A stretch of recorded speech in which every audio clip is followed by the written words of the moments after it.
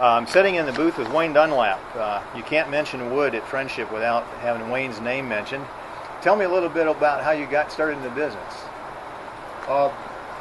First thing, I grew up in a logging family in Pennsylvania. I always had an interest in the fancy woods, even when I was 6, 7, 8 years old. At that time, I'd go to the woods with my father. I would bring it back, and he would start the stove fires in the garage every fall with my collection.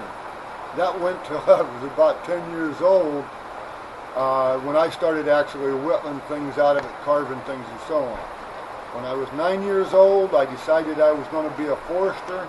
I went right straight through school, got a bachelor's and master's degree in forestry. I also shot on the Penn State rifle team, both Army and varsity rifle team. That got me into the shooting side of the sport. When I come back from overseas in the service, I started building muzzleloading guns in 1965 while I was in graduate school. One of my desk mates in graduate school was an older gentleman who had a substantial collection of original muzzleloading firearms. He invited me to a local shooting match. I knew several of the guys there that I had also practiced 22 with, and we would shoot college team against some of the locals for practice early in the season. And I started shooting. The very next month I borrowed one of his guns and entered and won several matches at the match. Totally hooked at that time. I got involved in the shooting side of it. 1975, after I'd come back from Vietnam in 73, in 75 I got out of active duty military. I took some of the money I had there and bought some equipment and started cutting wood to support my shooting habit more than anything else. Now this is in Pennsylvania now, where you're home? In Virginia. Oh, in Virginia. Okay. I was living and working for the government in Virginia at the time. 75, I actually started Dunlap Woodcrafts, and it has just grown since then. The business started solely with muzzleloading gun stocks. Today it has expanded into a substantial number of other major product lines in addition to gun stocks. Okay. Gun stocks still remain about a third of my overall total sales. Okay.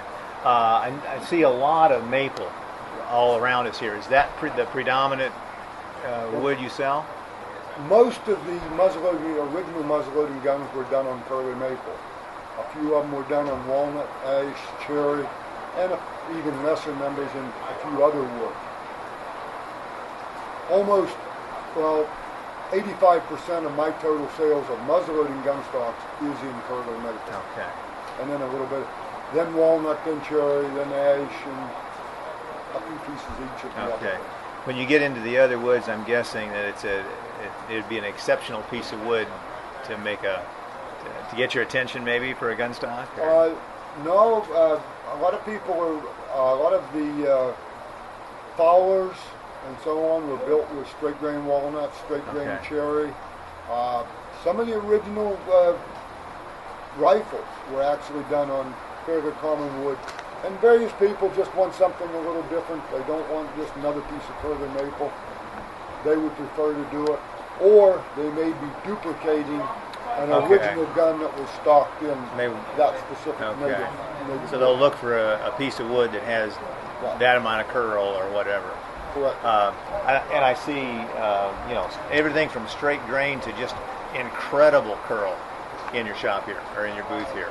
I'm looking at one behind me. It's just an incredible curl on a maple. Do you run across that kind of stuff often? Is that the exceptional piece? Actually, with 40 years of doing this, everything is basically on a statistical basis. Okay. And when I'm cutting, whether I'm buying logs or lumber, about 40% of the total curly maple I buy is going to be my grade 4s. Okay. And then smaller amounts of grade 5, 6, And the grade 7, which is my highest grade, is only 6 to 7% of all of the curly maple that I purchase. Okay. And then getting that premium blank in the grade 7s can be a very small basis. You may be talking about one tree in a 250,000 trees. Wow. Can you look at a tree standing there with bark on it and say, that's going to be a good tree? I have never been able to, on a real sound basis, come up with standing trees being good. Okay. I buy most of my material as logs in a log yard or material that people have saved for me. Okay. But I have gotten quite good at picking logs to be good quality. Okay. Okay. That's an interesting idea. You mentioned having people save a piece of wood out for you. Do you have people around the country say, Wayne would like that piece, or that kind of thing? No, most of this is sawmills that I have dealt with for a long time. They know exactly. They have seen what I'm buying, and they will save whole logs, multiple logs. I have one very large production mill that saves all the curly maple that they see, not only for gun stock, but for musical instruments, for other things. Sure. If it's a good piece of curly maple, they pull it aside. Yeah, they're not going to make pallets out of something like that. What's unique in the product from this mill, if I don't get it, it goes into a furniture plant and it gets thrown right over the rays into the burn barrel. Wow. If I don't get it. Okay. If a rank amateur like me, maybe I put a kit together, but I've never made one out of a bandsawed blank before. What kind of stuff do I need to know, or what should I be asking you when it comes to picking my piece? The biggest thing to help me select you a piece of wood is to know what style and grade of rifle that you want to build. Okay. If you can come to me with a description or describe one similar to the guns that I may have on the wall, or with a photograph, then I can point you in the right direction of getting the wood that you need. I will make every effort all the time to make each of my customers an informed consumer as to the advantages and disadvantages of any piece of wood. Okay. I will never make the final selection for you. Okay, that's cool. I suppose then if I'd come in here and say, I want to make a Lancaster gun, I want to make an Isaac Haynes gun, give you a page in Shumway or something like that, you got a pretty good idea how to kind of guide me where I want to be. With my experience, I can pretty much look at that and I can walk over, point you 4, 5, 6 stalks that's going to do the trick, and then let you go ask questions, go up and down in grade or anything from there. But it's pretty easy once you see a photograph or a description of a gun or a gun that you may have with you to find another wood that's fairly similar, unless it is an absolutely premium piece of wood, and they're not always available. Okay, yeah. Right at that time.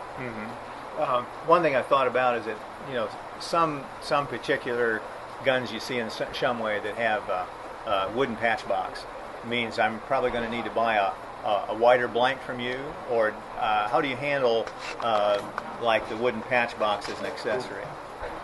Most of the component sets that I do, we supply the piece of wood off the same blank, so it will match up well on the staining. Even if it doesn't match exactly on the curl, it'll match on the staining. And that piece of wood is normally cut off just forward of the lock mortise. Okay. And if you have a standard blank